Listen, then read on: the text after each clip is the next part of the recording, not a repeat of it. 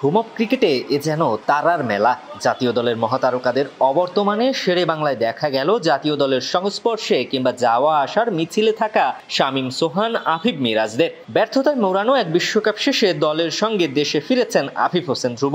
বিশ্বকাপ বহরে দলের সদস্য হলেও ছিলেন স্ট্যান্ড বাইয়ের তালিকায়, যে কারণে কোনো ম্যাচেও মাঠে নামা হয়নি আফিফের। বিশ্বকাপের পর প্রথম দিন এলেন মিরপুরের শেরে বাংলা ক্রিকেট স্টেডিয়ামে।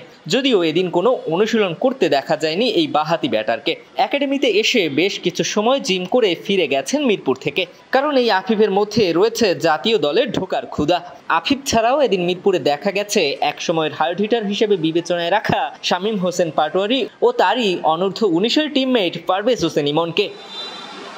1 মিনিটে নগদ ইসলামিক অ্যাকাউন্ট খুলতে ডায়াল করুন *167#। শামীম হোসেন পাটোয়ারি যে বড্ড চঞ্চল সেটার প্রমাণ এদিনও রেখেছেন শেরে বাংলার চত্বরে। নিজের পছন্দের কালো রঙের সেই গাড়ি চালিয়ে মিরপুরে এসেছেন শামীম। একাডেমিতে এসে বেশ কিছুক্ষণ সময়ও কাটিয়েছেন। তবে শামীমের যেন মিরপুর ছাড়ার বড্ড তারা। একাডেমি থেকে বেরিয়ে এক দৌড়ে এলেন গাড়ির কাছে। তবে পথিমধ্যে একজন গণমাধ্যম কর্মীর সঙ্গে কুশল বিনিময় এবং হাত নাড়িয়ে কথাও বললেন চলতি পথে।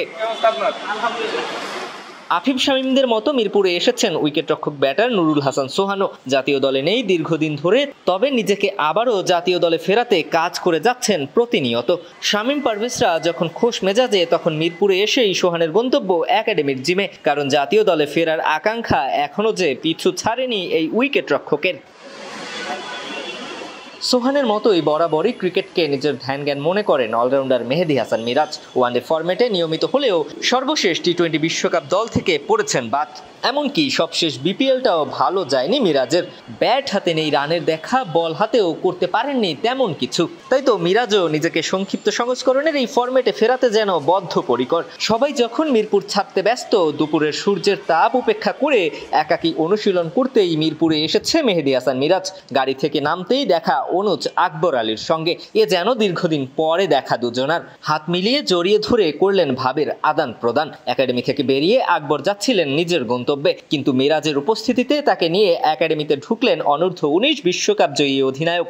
যদিও কিছুক্ষণের মধ্যে কথা শেষ করে একাডেমি থেকে হেঁটেই বিদায় নিলেন আকবর। আর মিরাজের গন্তব্য তখন একাডেমির জিম।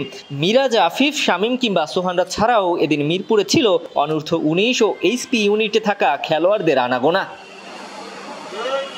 দিবাকর চৌধুরী, কালবেলা।